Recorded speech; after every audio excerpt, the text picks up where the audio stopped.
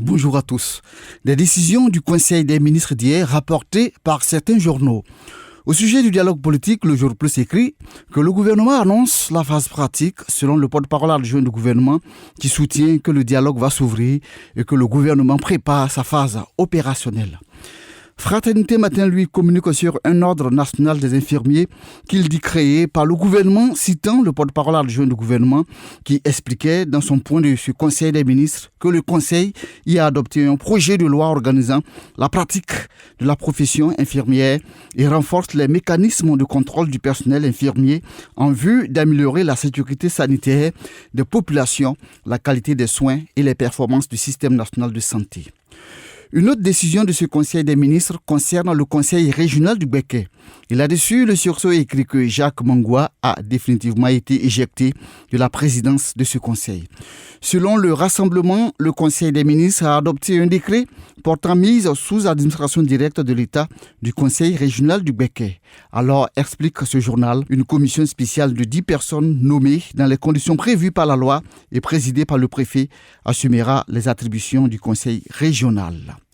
Pour le nouveau réveil, l'État arrache le poste de Mangwa et du PDCI, ajoutant que c'est un complot bien planifié pour le compte du RHDP, car le RHDP n'avait pas du tout digéré la brillante victoire du candidat du PDCI-RDA à la tête d'une région aussi stratégique comme le Béquet et qu'il fallait donc tout faire pour l'évincer, soutient le nouveau réveil. Autre actualité à la une des journaux, la réaction du porte-parole principal du RHDP à l'intervention le week-end dernier de l'ex-président du Conseil constitutionnel Paul Yaoundé, selon laquelle il y a eu violation de la Constitution par le chef de l'État à la présidentielle de 2020.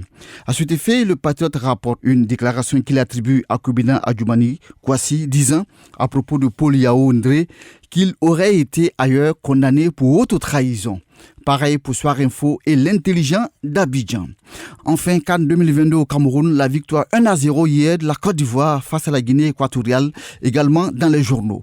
Selon Fraternité Matin, 3 points et c'est tout, expliquant que grâce à un but survenu très vite de Max-Alain Gradel, la Côte d'Ivoire a réussi son entrée dans la 33e Coupe d'Afrique des Nations au Cameroun.